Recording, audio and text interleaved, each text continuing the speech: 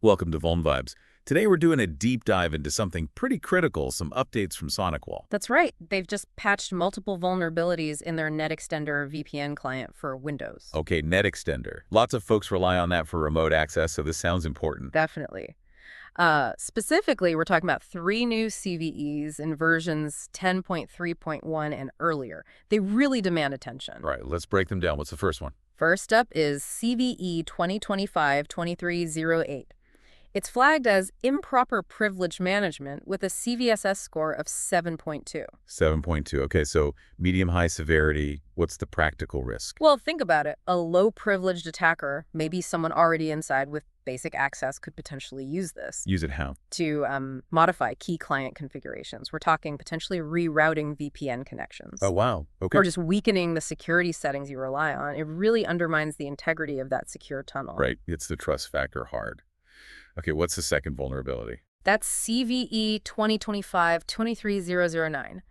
This one's a local privilege escalation via arbitrary file deletion, CVSS 5.9. Local, so they need initial access first, but deleting arbitrary files? Mm-hmm. That sounds like it could cause some real trouble. Exactly. While it's not remote code execution itself, the ability to delete any file is a powerful primitive. How so? What's the typical abuse case? An attacker could remove logs, cover their activity, or maybe delete security policy files to disable defenses. It paves the way for further attacks, potentially escalating privileges. Gotcha. Layering the bar for the next stage of an attack. And the third one? The third is CVE 2025-23010.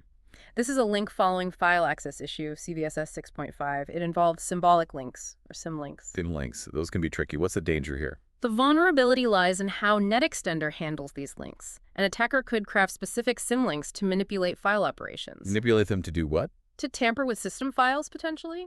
Or, and this is quite concerning, redirect where VPN credentials get handled. Redirect credential handling, so potential credential theft. That's a definite risk scenario, yeah. Sending credentials somewhere the attacker controls. Okay, let's recap the scope. These 3 affect NetExtender for Windows, 32-bit and 64-bit, up to version 10.3.1. Correct. And SonicWall has released the fix, which is version 10.3.2 and anything later. Good. Has there been any sign of these being exploited in the wild yet?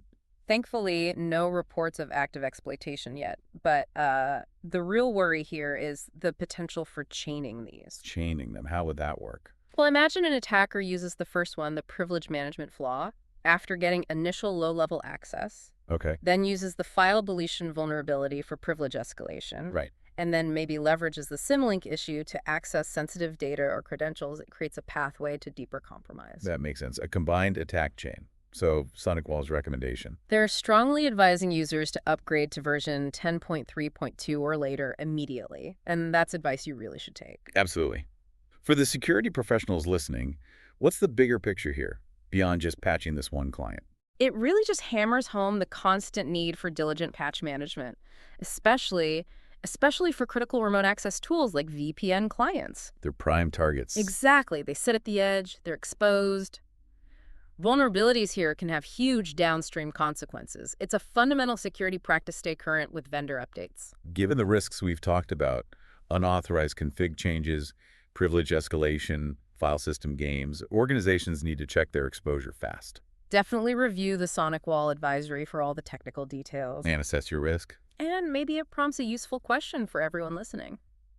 How solid are your patch management processes for these kinds of remote access tools? Are they quick enough for critical updates? That's a great point. A good moment for a little internal review. Thanks for breaking all this down for us. My pleasure. Staying vigilant is key. Indeed. That wraps up this deep dive on the SonicWall NetExtender vulnerabilities. Stay safe out there and join us for the next Vuln Vibes.